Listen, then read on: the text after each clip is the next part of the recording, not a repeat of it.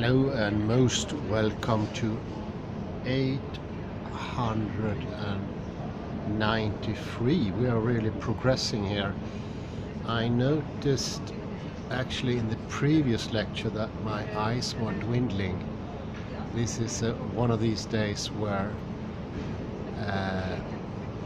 attention is easily distracted, and this is rather interesting. It's much easier to train attention those days, but when awareness comes easy, it's very hard to train, because it's very different from physical training, awareness training.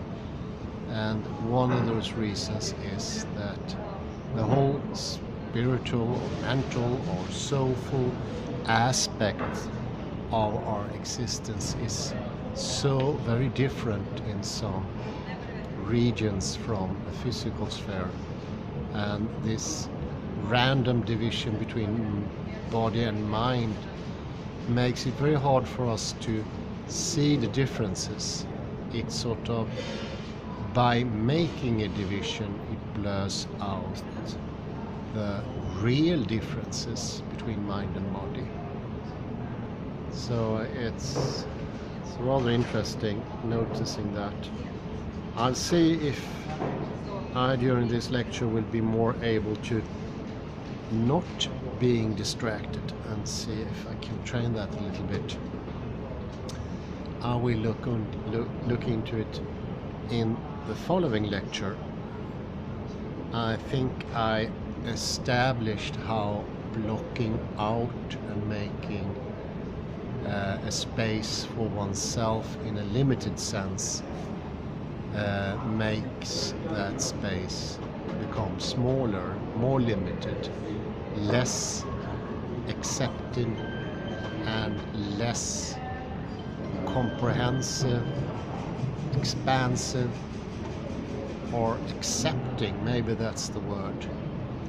And we do not really accept the space around us, and therefore we contract instinctively, directly.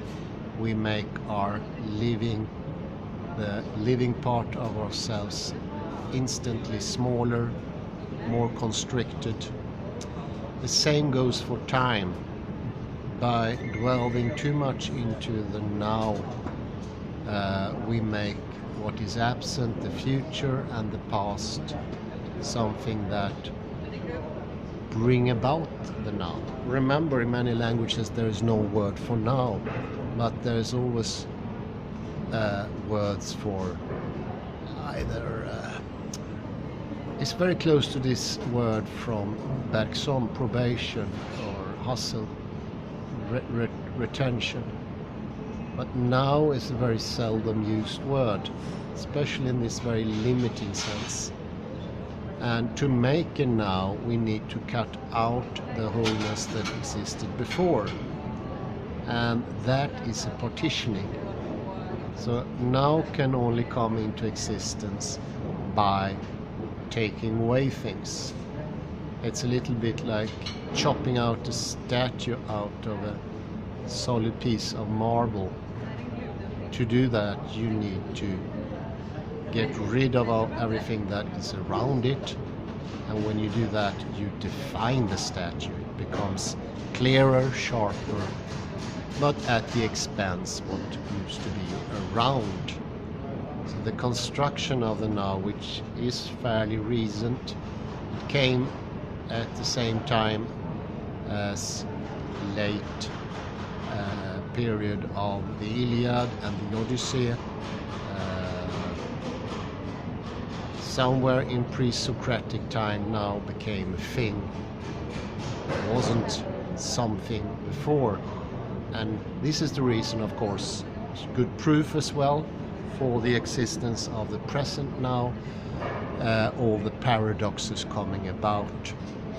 And the establishment of now was done by getting rid of things and defining this now, not defining in the verbal sense, but giving its shape. If you want to cut something out of reality to give some shape, or take a piece of paper, you make a silhouette of some kind. When you do this silhouette, you need to cut away the paper you have around you. And in the process, you get rid of paper, you also get a defining thing.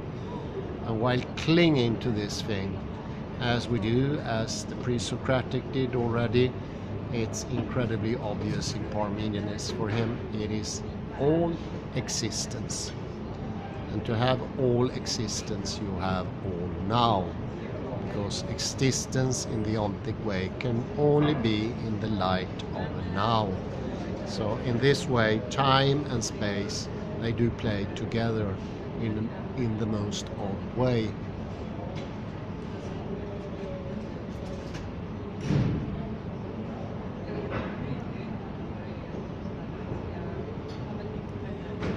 And nowness, presence, and existence come to take a defining, unhypothesized position in all of Western thought tradition, and also entering into the language.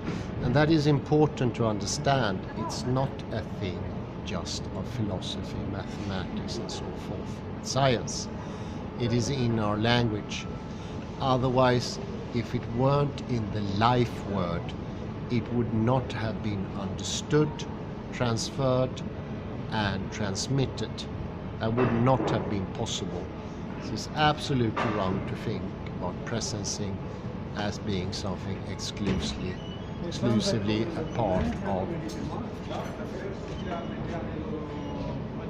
of philosophy or thought tradition as something exclusion. It's everywhere. It's in our every movement, and we actually coordinate things with nowness, which makes for coordination not going really swell. This is often noticed when we compare to other countries. I often take up the metro system they have in Japan. There it's very, very obvious that the lack of coordination comes about from this now fixation. Try to take a train in Sweden, you'll be sure it won't be on time almost.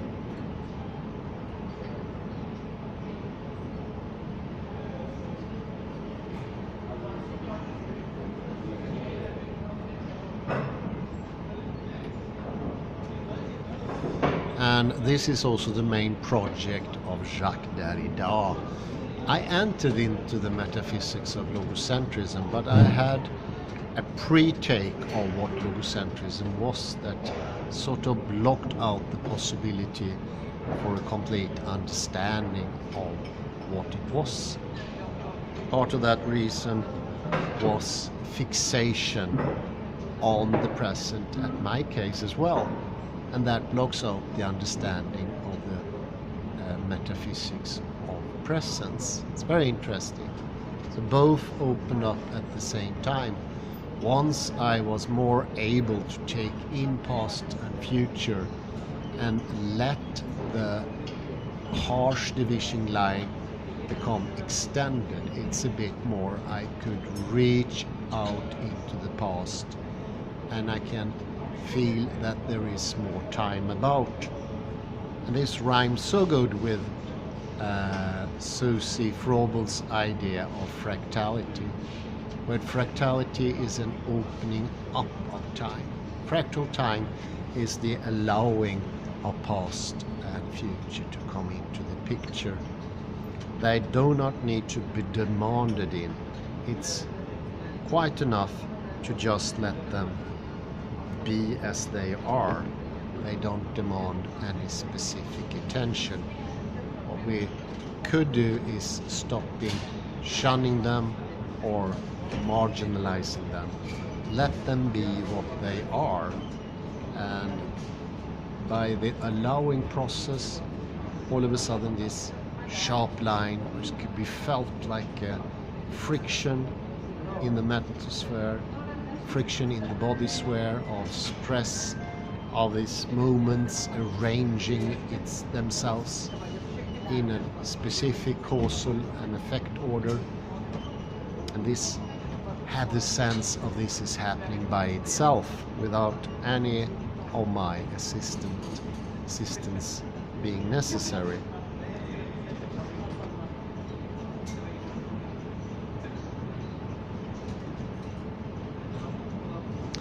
Another trait that is very interesting, when we discard future and past, they become obstacles to us. By blocking out the past, it becomes really hard to be a whole person, and the proxy for the past is past with a certain history, cause and effect in a linear time, and we have this beaded idea of time where one moment leads to the other and leads to the other, leads to the other, leads to the other, going all the way to the present. And this helps to establish the present as a moving dot. This was the problem with Zenon's paradox and other things similar to that. The dot is constantly moving, pushed forward by the cause and effect that lies behind. And that becomes a force in itself. It's a little bit like giving up the direction in your own life and letting this moment go by moment, go by moment. You give up control when you give up the past. The future is not so much about control, I would say. That's partly that as well. But it's more about being able to enter into the future. You will diminish your capacity to plan actions, to predict the results of the thing you want to have, do, perform, by reducing the future to the absence. And it becomes even something threatening in the end. And I think that fuels the presence fixation, because if the future, because you don't have any, you can't step into the future anymore, you blocked it out by this random idea that the future is something different from time and it has this absent character, you will no longer be able to see in this area, to be powerful or acting, and that makes future more distant, and you start, instead of planning, doing a guesswork, putting up scenarios connected by cause and effect, and in this ever-going bead of relationships you try to build future up somehow, but it's very, very close to absolute guessing. Something Ben Ariely showed with all convincing status, that modern man, when he plans, it's mostly based on happenstance, something often called emotional understanding. And this is when you bring different scenarios caused by made up by cause and effect in many different ways, and you round those scenarios in your head, and you make divisions and you make different ways, and that doesn't work as planning. That's so far from planning as humanly possible. And in the end, the future becomes absolutely mysterious, and for every time you fail to predict the future, you fail to be successful, for every time that happens, the less you will partake in the future. You make it your enemy, and then you are dragged into the now even more. It reminds me of people who are addicted to drugs. Drugs, alcohol, sexual pleasures are all fueled by the idea of being in the present, obliterating the past and the future. And with alcohol, your fear of the future becomes even less, and you can be in this little small alleyway confused as the alcohol puts your system out of work. You feel less joy because your system becomes disconnected. The alcohol numbs you, doesn't make you more sensible, it doesn't make you more perceptive, it makes you much less perceptive. And in this displeasure, just because you made the future your main enemy, and the past, of course, becomes less threatening, and you can delve into the illusory, peaceful position of the present. This is, of course, largely exacerbated by drugs, stronger drugs. They all put you complete in the future, and their working is that they disable your capacity to do this primitive form of planning, or this ruminating in your head and all these scenes. It diminishes your thinking process. And I think that's a good hint that we are incredibly wrong in how we taking time. Just the fact that we need to destroy a part of our system, or and at least for an instant make us disabled, and that disabledness becomes our savior. Future doesn't have to be your enemy. Once you get into the future and you stop making this unscientific division, you let the future come to you. You can look into it. There's no hindrance in actually understanding and perceiving the future from the view of quantum physics. That's an all cultural inherited thing, and it's not brand new, I wouldn't say that, but it's no older than 2,700 years old, not even in the West. And it doesn't exist in many cultures. And its start, I would say, was completely random. It's not something that we consciously constructed. It is the trauma of the Greek that put them into this horrid place.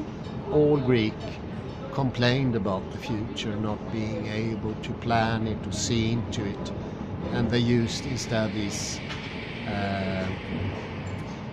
people that they drugged for asking for advice, sort of seeing into the future people, whereas uncannily Julius Caesar had a fantastic power looking into the future, preempted the enemy attack. He didn't do any ruminating. He didn't put out different scenarios in an emotional, subjective way. He entered into the rhythm of time.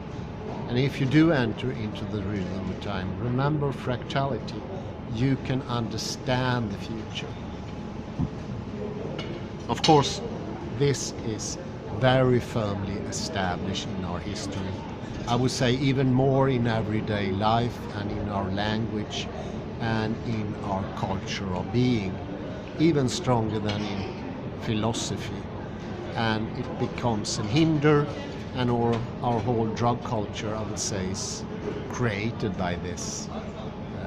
And also the lust for sleep, which I would say is an escape from the incessant pain of unknown past, determined past that hinders you, breaks you down, and a future you can't predict.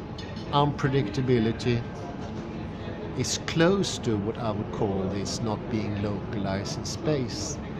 Because our body becomes strained, stressful, if we're no longer in space.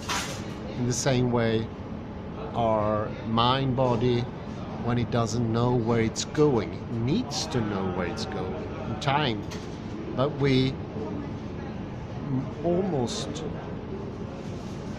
by intention block out the future, which make us fear the future.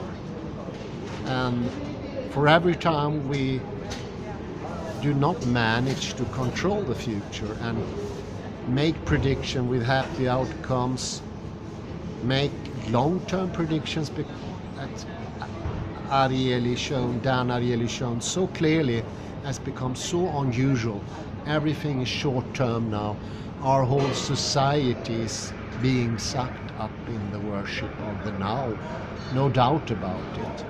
It is the demise, maybe even the bankruptcy of the Western system. This now, Derrida does a very good job in showing the prejudice or bias you have as a reader.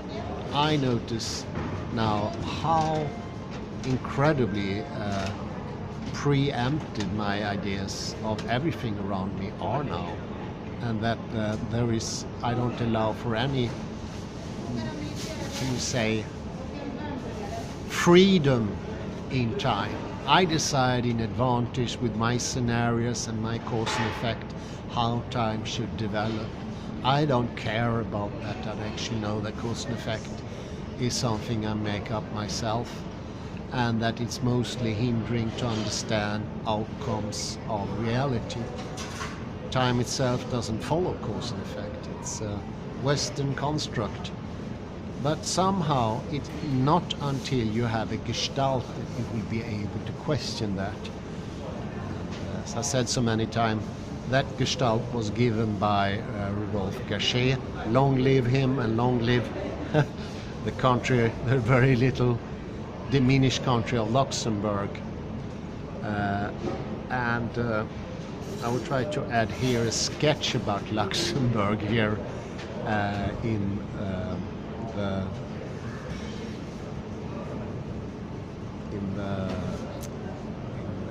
the link below her. But I think it's interesting. I've also been rather fascinated by the now, but I approached it indirectly. It makes me so happy now to approach time directly. It's always been indirectly. And I haven't known that, but I know now, I understand better how the ontic is dependent on the fixation of the now, and that the now and the ontic come exactly at the very same time, and they both need to be present for them to interlock everything in this specific reality. If one is missing, it won't work. But if they're all in place, they make up a very effective blockage, because every time we look into time, we see the same thing. We see a future that is disappearing, we see a past that is disappearing, and we see the future as a fog-like substance. And that's so often described in literature, and I also get the impression that this was one of those things that partly even William Blake, although he had an uncanny ability to really question these things from his right brain domination that he had, but it was still some left brain disturbances, because his anger with Newton was unjustified. You don't have to attack Newton. Actually, it sort of blurs what it is about. You do it to yourself partly, and it's partly outside of the world. Newton could be an unnecessary trope in the poetry of William Blake, and it puts us into the wrong understanding. I think that was something proven by Julian Barber in his book The End of Time. You don't have to get rid of Newton, you can deconstruct it. It will work even even better. Even if it is unusual, it doesn't accord to our habits, it will strain us. I think especially in the beginning, it takes really getting used, you need to put an effort into this. But the promise of being able to control your own future in a larger and larger scale, and that will develop by time, I think that's a gift that goes beyond everything. Don't you want to be able to really do the things you want to do, be active in your world, not sink together like this, because this is, to say, you widen and you deepen thanks to taking in space, but you get the direction by being in time. And time is also even more so enforcing and stimulating the energy, the prana. It does so in a double way. And we later getting more to knowledge, you will see how these factors in a very nice way enforces each other and make them even more compelling, more comprehensive. So it's a challenge for me too, and I just start thinking about this future thing. And I was definitely guilty of blocking all of future in. My future planning has until recently been nothing but lucky guesses. So I'm as interested and I would say excited. The excitation coming to mind here. Excited as you are in really getting into future and past. Yeah, definitely. It will be a different past. It won't be this subjective past that always have the same bead-like linear order. It will be more open past that is more allowing and can be so many different things. Maybe to be compared with a monosemic past and a polysemic past. Past that can only mean one thing, or a past that can mean many different things. You see, that makes broader foundation of time and makes time so much more interesting. Remember, language itself cannot work with only one meaning. How could the past work with only one causal effect? Relationship cannot work. That becomes blocked out past. Also part and parcel of how we get locked into this. I think this is as good a time as ever to finish up. It's time's up, and I say thank you very much. It was a pleasure having this nice lecture, and until next time I say sayonara, arrivederci, adios, and goodbye.